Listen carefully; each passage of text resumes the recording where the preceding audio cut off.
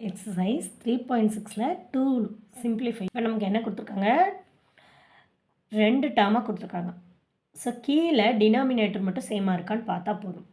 Denominator சேமாக இருக்குது. So just மேலே ஆடோ சப்ராக்ஷனாக என்ன கொடுத்துருக்காங்களோ அதை பண்ணினா போதும். இங்கே 2 டேர்மாக இருக்குது. இதை வந்து மல்டிபிள் பண்ணி ஒரு குவாட்ராட்டிக் ஈக்குவேஷன் மாதிரி எழுதியாச்சு. 2x மல்டிபிள் பண்ணும்போது 2x ஸ்கொயர்டு, இங்கே ஒரு x இங்கே ஒரு 2 வரும். So minus 3x minus 2.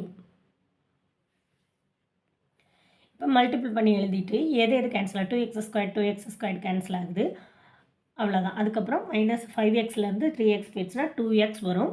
இங்கே -2 ப்ளஸ் 4 இருக்கும். ஸோ ஒரு 2வை காமனாக எடுத்திங்கன்னா 2 × x - 2 டிவைடட் பை கீழே இருக்கிற டேர்ம் x - 4, அது அப்படியே இருக்கும். அவ்வளோதான் இந்த சம். நெக்ஸ்ட் செகண்ட் சப்டிவிஷனில் பார்த்தீங்கன்னா கீழே டினாமினேட்டர் வந்து நமக்கு சேமாக இல்லை. அப்போ இங்கே என்னவாக இருக்குது, a² - b² ஃபார்மில் இருக்குது. அதை x + 1 x - 1 எக்ஸ்பேண்ட் பண்ணி எழுதியாச்சு. இப்போ இங்கே x - 1 இருக்குது. ஸோ x + 1 தான் நமக்கு தேவை. x + 1 இங்கே கொண்டு போய் மல்டிபிள் பண்ணிக்கோங்க.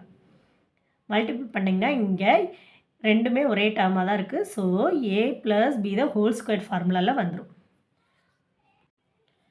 ஸோ a + b² ஃபார்முலா என்ன, a² + 2ab + b², அந்த ஃபார்முலா எழுதியிருக்கேன். இங்கே உள்ள மைனஸாக உள்ளே கொண்டு போய் மல்டிபிள் பண்ணி, அப்போ -x² + 2x ஆயிரும் -1.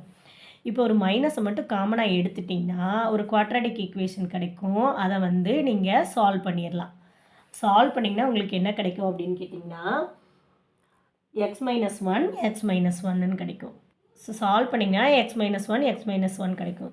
ஸோ அந்த x - 1 x - 1 கேன்சல் பண்ணிட்டீங்கன்னா இதுதான் உங்களோட ஆன்சர். தேங்க்யூ.